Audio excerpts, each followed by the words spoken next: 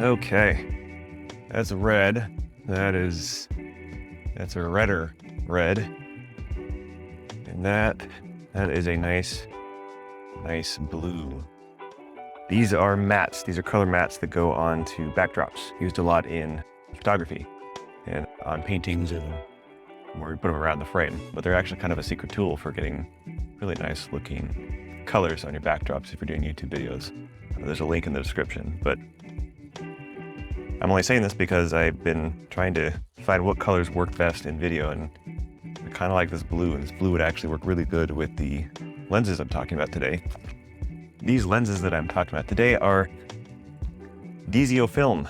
DZOFilm Pictor zooms 20 to 55, 50 to 125. It's a set of two lenses. They are cinema zooms, and they're just around $5,000. So when you're thinking of lenses, that might seem really expensive for a lens, but actually, when it comes to cinema lenses are very, very expensive. A lens like this, if it were from a different brand like Ingenue or Cook, you're looking at $12,000 to $30,000 per lens. So for a set of lenses that cover Super 35 millimeter and that go from 20 at T2.8 all the way up to 125, also at T2.8, for under $5,000, that's a very good deal. And my thought when I got these was to look at them and evaluate whether these are actually a good deal, because they're so inexpensive. What shortcuts did they take? So the first thing I want to talk about is what you get inside the case. And in this case, so let's talk about that first thing. It's what you get inside the case. You get a 20 to 55 millimeter T2.8 and a 50 to 125 T2.8. You get supporting bases, supporting rods that go with the bases, shims, and you get bayonets, PL mount bayonets, and by default they come with EF mount. The bayonets themselves are not just your standard adapter you attach. These are full permanent mounting bayonets with screws. So the year I can get this off. Focus on that. Hard to get that off when you don't have the lens to twist it with. Oh, come on. Ah. Oh, no. Yeah, okay. Yeah. And these are full PL mount bayonets that you permanently attach with 2, 4, 6. There's 8 screws that you attach it with. So if you're switching over to lenses, you're not going to be able to switch quickly between the two if you wanted to switch between EF and PL. Oh, cool. What else do you get in the case? Well, you get screws and you get screwdrivers. You get shims to make sure the lenses are parfocal, and that is totally possible to do. They're actually really cool to look at because when they make these, they're really thin, like just crazy thin. How thin are these? 0.05 millimeters. Jeez. Yeah, look how thin that is. But yeah, these shims, you put them on in between the mount and the lens, and that will adjust the distance where the image circle hits the sensor, and eventually that'll line that up so that you have a parfocal lens. And parfocal, if you don't know what that means, that's going from say 20 to 55 on the zoom, and the focus doesn't change. So you could stay zoomed all the way in on someone's face and focused on their nose, and then go all the way out to 20, and the focus still is on their nose. Most photo lenses aren't parfocal because that's not really a priority when you're taking photos. So let's get into build quality on these lenses. They are very nicely made. For a set of lenses around $5,000, it's surprisingly good build quality. I'm really impressed by it. They feel nice, they feel premium. When you hold it, you're not thinking, oh, this is a cheapy lens. It's got good dampening. The markings are very nice. It's got feet and meters on it. Very easy to read. It just feels like a premium lens, and I don't have any frustrations with the look of it or the feel of it in the hand. The weight feels about that of a 70-200 f2.8 from Canon EF mount, if you're familiar with that. Most people are familiar with that lens. One thing to note though is, there's two things to note. The first thing to note is, I don't know if I can ever get that off, is this one. It's actually already off. Yeah. So two things to note. The first is that you might want to put on a UV filter. These are Chiario T99 UV filters, and it's 86 millimeter front for the diameter. But the reason why I put filters on them is because this lens itself is not flat at the front. It's rounded, and it goes pretty close here to the edge of the threading. Just so, because the glass is so close to there, I like to play it safe and put on something that protects that very front element there from getting scratched if I'm not being all too careful with, say, a matte box or just waving the lens around. And the other thing I wanted to say about these lenses is that the gearing is not the greatest when compared to other lenses. I found it pretty loud.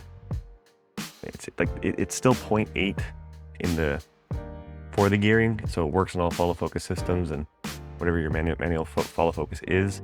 But for some reason, I don't know if it's a style choice, but the way they made it very chunky and blocky results in a loud follow focus usage. And it's not the greatest when you're wanting a quiet focus pull. So if you need like the utmost silence when you're pulling focus, these might not be the lenses just because of that, to be honest, if you're really racking the focus. Speaking of racking the focus. Okay.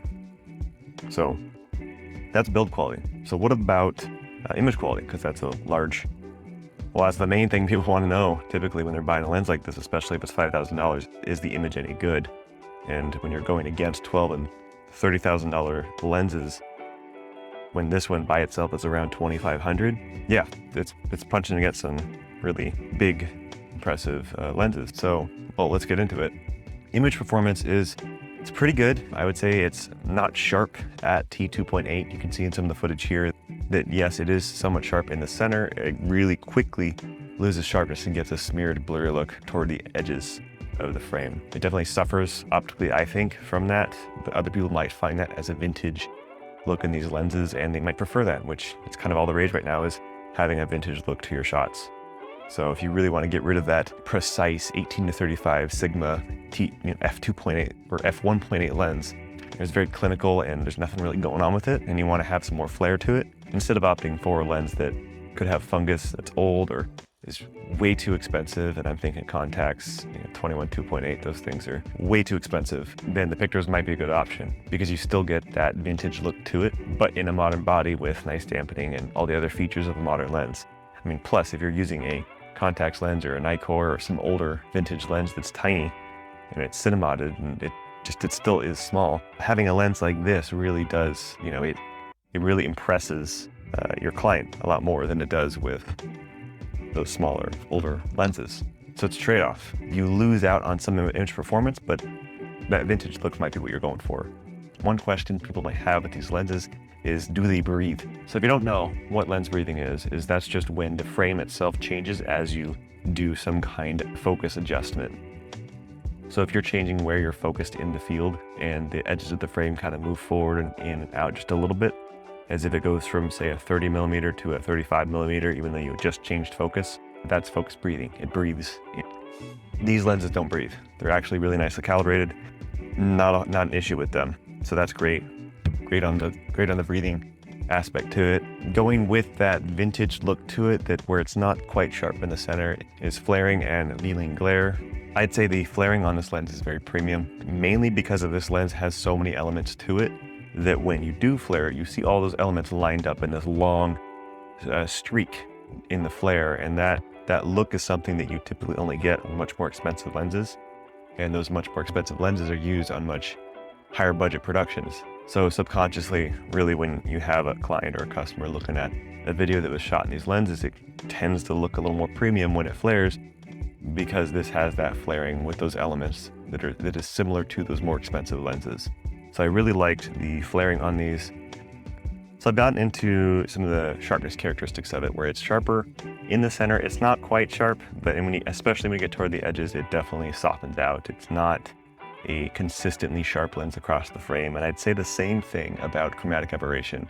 It has some heavy chromatic aberration, especially wide open, and I'd really only open it to T2.8 in scenarios where I wanted that look. And I think that's kind of the theme with this lens, is it's not a clinical lens. Both these lenses have that vintage look to it, so sharpness is not consistent across the frame. Chromatic aberration is pretty strong at the edges. The UV glare is a little bit stronger where you lose some saturation to it. But overall, the image is a vintage looking image inside of a modern lens body with all the features that you want in a cinema lens.